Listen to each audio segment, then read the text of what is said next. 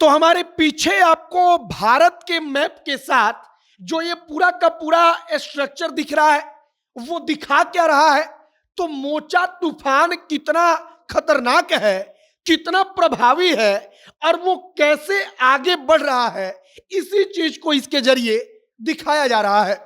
जो मोचा तूफान है वो समुद्र से होते हुए आकर बांग्लादेश के तट पर टकराएगा।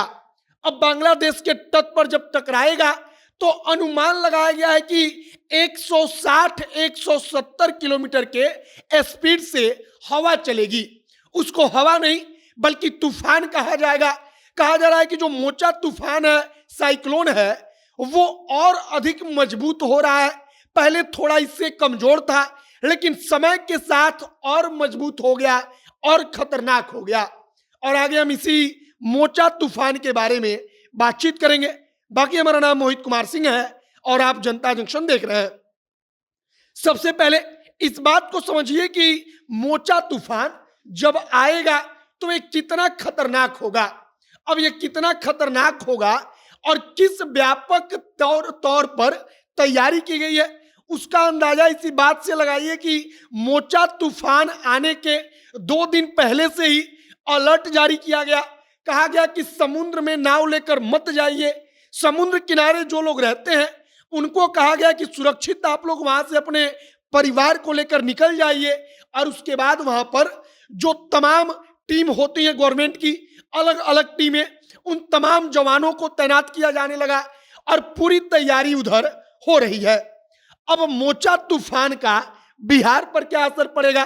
तो बिहार पर कहा गया है कि बारिश वगैरह आ सकती है, लेकिन अब तक कहा जा रहा है कि मोचा तूफान जब पश्चिम बंगाल के तट पर टकराएगा, पश्चिम बंगाल वाले इलाके में जब उसका असर दिखेगा, तब पता चलेगा कि वो कितना मजबूत है। और तट पर टकराने के बाद अगर वो कमजोर नहीं पड़ा तो उसके बाद बिहार पर असर का अंदाजा लग पाएगा कि बिहार पर उस तूफान का, उस साइक्लोन का कितना असर पड़ेगा।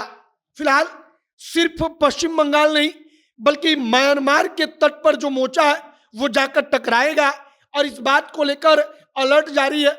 पश्चिम बंगाल, उड़ीसा, इन तमाम राज्यों में अलर्ट जारी है। तमाम राज्यों में जो एनडीआरएफ की टीम है वो तमाम टीमों को तैनात किया गया है। जो तटीय इलाका है उन तटीय इलाके के लोगों को वहां से हटाया जा रहा है, क्योंकि जो हवा चलेगी वो तूफान इतनी तेज होगी कि अगर वो तूफान बड़े बड़े पेड़ों को भी उखाड़ने के लिए सक्षम होगी। बाकी अब 170-75 किलोमीटर की स्पीड से कहा जा रहा है कि हवा का झोंका आएगा। जो लगातार हवा चलेगी उस हवा की स्पीड भी 160 किलोमीटर, 65 किलोमीटर प्रति घंटे की होगी। और यह स्पीड अपने आप में एक भयंकर तूफान की चेतावनी है। भयंकर तूफान जब आता है तो इसी प्रकार से हवा की स्पीड होती है। बाकी अब मोचा तूफान को लेकर उधर अलर्ट जारी है। बिहार में कहा गया है कि आंशिक रूप से प्रभाव पड़ सकता है, लेकिन असल में तब पता चल पाएगा जब पश्चिम बंगाल के तट पर मोचा साइक्लोन आकर टकराएगा।